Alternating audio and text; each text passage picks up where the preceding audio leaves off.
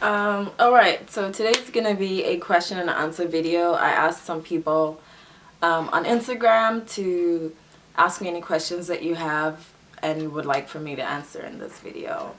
I sincerely hope that this is in focus, but Jesus knows my heart. So, doing that. Okay, first question. How many people are you aware that you share the same birthday with?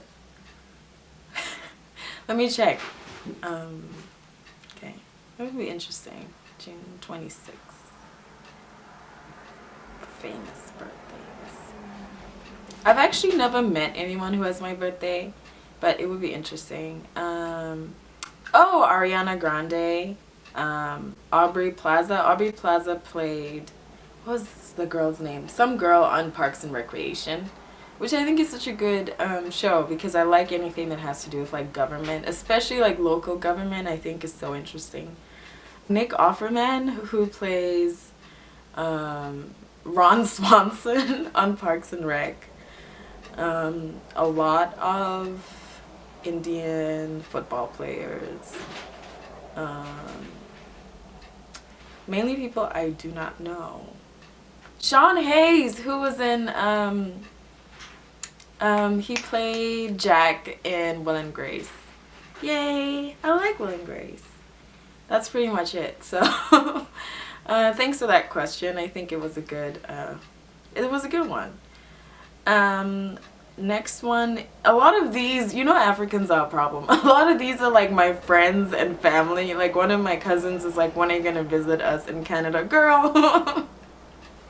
First of all, do you know how hard it is to get a Canadian visa? You think if I could, I wouldn't? Okay, that got personal. What made you want to become a writer? Oh, that's a good one. I kind of feel like I have to be a writer. Like I don't think I can, I mean, I think I can be other things. Like my undergrad is in mathematics, so I know I have like a mathematics acumen, and I think I can be other things. But I feel like I just have to be a writer, you know, like every path kind of always leads me back to this kind of rumination and kind of linking many different ideas to the vastness of my inner life, if that makes sense. And everything just feels so profound and important at the same time. And I think that's like the gaze of a writer, where every kind of observation, every gesture, every thing feels really important. And so I feel like in that way I've just been like built to be a writer, you know. And I've been writing professionally since I was 12. When I was 12, I had a column in a newspaper in my country, a national paper, and it just always felt right to write. So that's why I think. I hope that's a good answer. Why do I write? Because I feel like so much pain when I don't. Like if we're talking about like on a day-to-day basis, like I don't know, it's kind of like an unpleasant feeling when I don't write. Like I'm getting all this pent up energy and pent up fuel or something that makes me feel driven to write.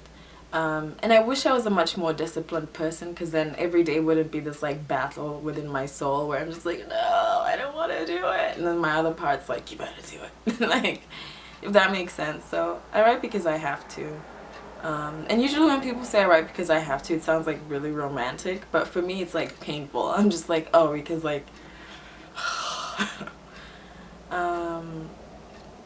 do you still plan on revolutionizing Africa? Yeah, I mean, why wouldn't I? I still want to definitely get into working in Pan-Africanist organizations. I definitely think that every writer, every thinker, every like intellectual or whatever, whether they're actively seeking it or not, is constantly influencing large numbers of people to think differently.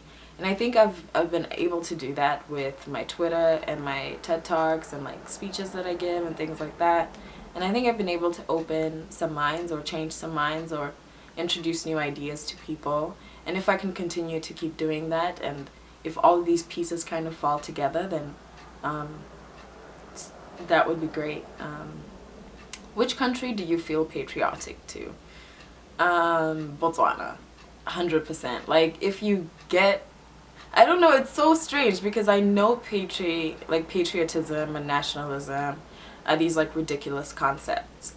And I think it's because Botswana is kind of like Swaziland in that it's like almost kind of like a nation state, like it's one group of people, like the Botswana people, or like mainly one group of people. There's a whole other political issue with claiming Botswana as an ethno state.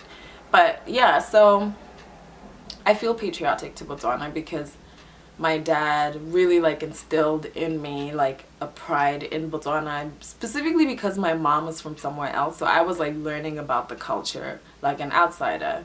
And every night he would like read me is it not Diane, like folk tales in Setswana, and I had to be really good at Setswana. Like written Setswana I'm really good at, and poetry and stuff like that in Setswana I can do. So I think I have that kind of like external feeling of like pride in my culture. Would I go to war for Botswana? I don't think so. I don't think I'd go to war for anything. But yeah, I do. I guess I love my country, if that makes sense.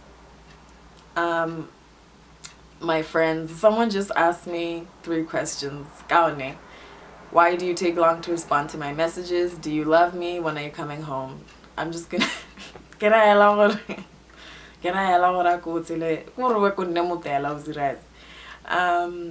embarrassing me, trying to embarrass me. Esther, who's my colleague, she's a writer here at the workshop from Nigeria. Again, why these people are sending me questions instead of texting me, or Esther instead of walking to my house. Wait, she's gonna come over later. Okay. Anyway, she wrote, what are your top 3 fiction books ever? Damn, that's a rough one. Okay, off the top of my head, like Vladimir Nabokov, Lolita. I don't know if that's like politically correct or not. I think that's an amazing book. 2, The Woman Who Walked Into Doors by Roddy Doyle, and he's an Irish writer. I love Irish writers. They're just like, it's almost like they're African writers, but just like European. I don't know, it's important.